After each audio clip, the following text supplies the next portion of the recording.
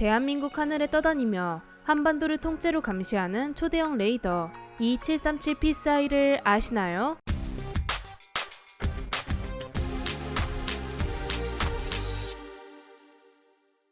안녕하세요, 지식스토리입니다. 이번에는 하늘을 날아다니는 거대한 감시자인 E737 조기경보기에 대해 알아볼 텐데요.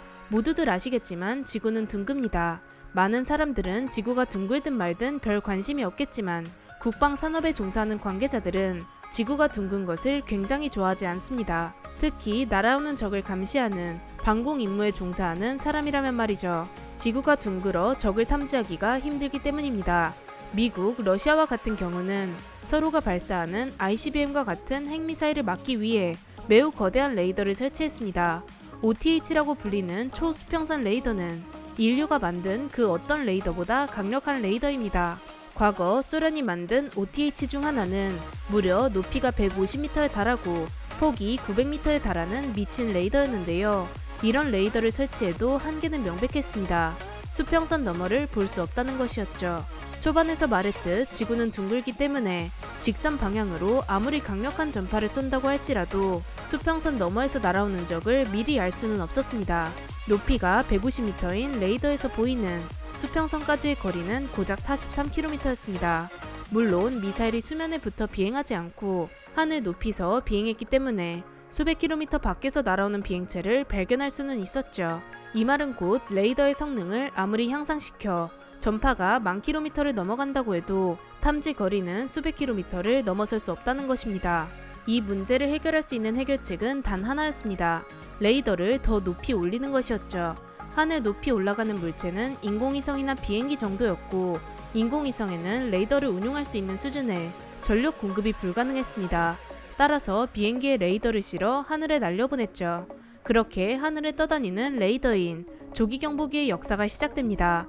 조기경보기의 의미는 이름 그대로 빠르게 적을 탐지해서 알려준다는 것입니다. 이것은 미국이 가장 먼저 시도했습니다. 과거 미 해군은 일본의 자폭 공격인 카미카제에 호되게 당한 뒤 멀리서부터 이런 미친놈들을 탐지하면 좋겠다고 생각했죠. 그렇게 미 해군 소속의 항공기인 TBM 뇌격기에 작은 크기의 AN/APS-20 레이더를 장착해 비행을 시도합니다. 그런데 레이더를 장착한다고 문제가 해결되는 것이 아니었습니다. 레이더에서 탐지한 내용을 아군 함대에 알려야 했는데 이 데이터 전송 기술이 매우 고난이도 기술이었죠. 수십 명의 연구원이 갈려나간 후에 레이더의 장착과 수집되는 정보들의 전송에 성공하게 되었고 이는 최초의 공중 조기 경보기로 기록되었습니다. 무려 160km 밖에 있는 적을 감지할 수 있었죠. 이런 신기술을 도입한 미군은 재미를 톡톡히 보았고 조금 더 진보된 형태의 조기 경보기를 원했습니다. 단지 저쪽에 적이 있어요 정도를 알리는 수준이 아닌 적이 어떤 적이 있으니 어떻게 대응하면 좋을 것 같다. 이 정도의 판단을 내릴 수 있는 수준을 원했죠. 당연히 이런 향상된 성능을 내기 위해서는 더 많은 전자장비들과 인력이 필요했고 크기가 커지는 것은 필연적이었습니다. 하지만 항공모함에서 이룩하는 조기 경보기였기에 크기를 무작정 키울 수는 없었기 때문에 모든 부품을 소형화시키고자 했습니다. 이런 과정은 말처럼 쉽지만은 않았고 결국 함상용으로 사용하기 이전 지상에서 먼저 운용을 해보기로 결정했습니다. 미 공군에서 운용하는 대형 폭격기를 기반으로 재설계에 착수하죠. 기존의 뇌격기는 어뢰를 이용해 함정을 공격하는 용도였기에 매우 크기가 작아 조기 경보기로서 활용이 힘들었지만 대형 폭격기는 뇌격기의 몇 배 이상으로 큰 덩치를 자랑했습니다. 여기 사용된 폭격기는 B-17이었는데 큰 레이더를 장착해 탐지 거리를 향상시켰고 내부에 관제사들을 여러 명 태워 레이더에 감지된 내용을 분석하고 본부에 전달했습니다. 이렇듯 비행기 내에서 꽤 많은 작업이 이루어졌지만 고작 몇 명의 사람으로 레이더에서 나오는 방대한 데이터를 분석하기는 힘들었죠. 이를 보던 록히드는 이 문제를 해결해주기 위해 연구에 착수합니다. 미국의 고민거리를 항상 해결해주는 록히드는 얼마 지나지 않아 수송기를 기반으로 한 조기 경보기를 탄생시켰죠. 바로 PO-1W라고 불리는 녀석이었습니다. PO-1W는 기존의 레이더만 있는 조기 경보기에서 수많은 전자장비들을 집어넣어 관제사들을 도왔는데요. 이를 통해 데이터들을 보다 쉽게 분석이 가능해졌습니다. 이후 PO-1W가 스스로 적을 탐지하는 것을 시작으로 추적, 분석 등 모든 결정을 내려 어떠한 대응을 해야 하는지 지상으로 전달할 수 있게 되었습니다. 조기 경보기가 할 수 있는 수준을 넘어 관제소의 역할도 함께 수행했기 때문에 PO-1W는 그냥 조기 경보기가 아닌 조기 경보 통제기로 불리게 되었죠. 이런 조기 경보 통제기는 시간이 흐르며 정말 많은 발전이 있었고, 이후 1997년 호주에서도 이런 기체를 개발하고자 했습니다. 여기에 사업자로 보잉이 참가했고, 보잉 737-700 기체를 기반으로 새로운 조기 경보 통제기 제작에 착수했죠. 보잉 혼자서 하기에는 한계가 있었기 때문에 노스록 그루먼, 영국의 BAE 시스템즈, 이스라엘의 엘타를 불러 함께 조기 경보 통제기를 만들어갔습니다. 그렇게 2004년 시제기가 초도 비행에 성공하게 되었고, 2009년 호주 공군에 실전 배치되었습니다. 이 기체의 이름은 바로 E737이라고 불렸죠. E737의 재원으로는 전장은 33.6m에 중량은 46.6톤으로 꽤 무거웠습니다. 승무원은 총 8명에서 12명이 탑승하죠. 2명에서 4명은 항공기 조종사, 8명에서 10명은 관제사입니다. 최고 속도는 마하 0.8에 달했지만 순항 속도는 마하 0.69 정도로 일반 비행기 수준입니다. 항속 거리는 6,500km입니다. 탑재되는 레이더는 메이사이죠. 탐지 거리는 최대 740km에 달하는 정말 엄청난 수준이며 360도 모두 탐지가 가능합니다. E737은 호주에서 필요해 기체 개발이 이루어졌지만 한국에도 도입된 기체입니다.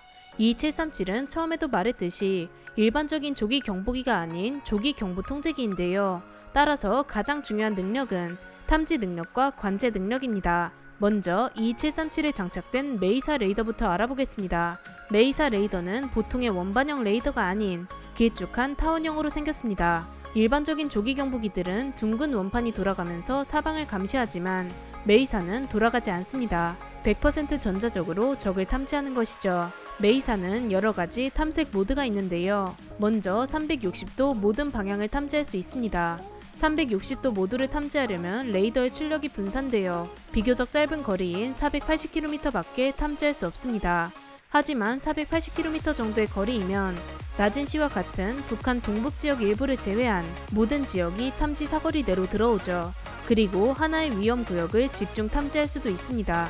집중 탐지를 한다면 360도보다 많이 좁은 30도의 범위만 탐지가 가능하지만 탐지 거리가 무려 740km까지 증가합니다. 북한 전역은 충분히 모두 탐지할 수 있고, 우리나라 영공 내에서 중국의 산둥 반도를 탐지할 수 있고, 일본의 오사카, 나고야까지 탐지가 가능합니다. 360도 전방위 탐지와 30도 집중 탐지를 통해 총 3,000개의 목표물을 탐지할 수 있죠. 북한의 모든 기체가 비행해봐야 3,000개는 턱도 없으니 북한 모든 항공기의 위치를 즉각적으로 파악할 수 있는 것입니다. 여기에는 항공기뿐만 아니라 북한이 발사하는 다수의 미사일도 포함될 수 있죠. 앞서 말한 두 내용은 공중 표적만 탐지하는데 당연히 지상 표적만 집중적으로 탐지할 수도 있습니다. 레이더의 탐지 거리가 워낙 길다 보니 우리나라 영공 내에서 안전하게 탐지가 가능합니다.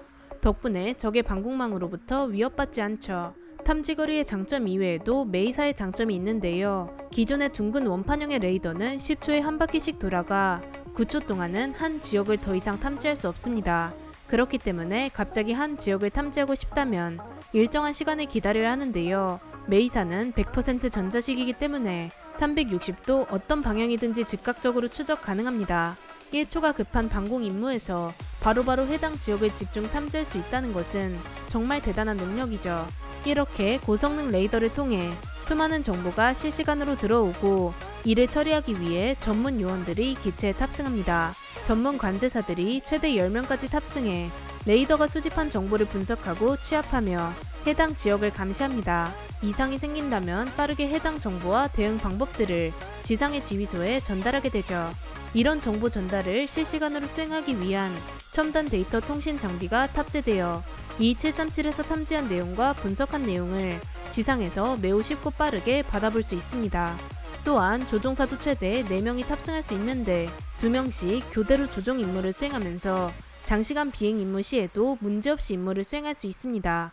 현재 대한민국 공군이 보유한 E737은 공중급유가 불가능하지만 차후 개량을 통해 공중급유가 가능해진다면 공중급유를 받아가며 장기간 작전까지 가능해져 방공망의 구멍을 메꿀 수 있습니다. 현재 E737은 호주를 시작으로 터키와 우리나라에서 활동 중인데요. 우리나라에는 총 4개의 E737을 보유하고 있습니다. 우리나라 버전은 피스아이라고 부르고 호주는 웨지테일, 터키는 피스 이글이라고 부르죠. 이름도 다른 만큼 우리나라는 한국항공우주산업 주식회사와 한화 등이 참가해 전자장비를 보완한 뒤 탄생했습니다. 여기서 데이터 통신 기술이 조금 더 개선되어 3,000개의 동시 표적에 대해 지상 병력에게 어떤 공격 임무를 수행해야 하는지 즉각적으로 임무 지시가 가능합니다. 그래서 조금 더 빠르게 상황 대처가 가능한 것이죠. 우리나라 공군이 보유한 4기의 E-737은 현재 이 시간에도 대한민국 하늘을 떠다니면서 북한, 중국, 일본 등 우리나라를 위협할 수 있는 모든 존재에 대한 감시 임무를 수행하고 있습니다. 덕분에 우리가 지금 마음 편하게 지낼 수 있는 것이죠. 이렇게 대한민국의 평화를 지켜주는 눈, E-737 피스아이에 대해 알아보았는데요. 영상을 재미있게 보셨다면 구독과 좋아요 부탁드립니다. 감사합니다. 지식스토리였습니다.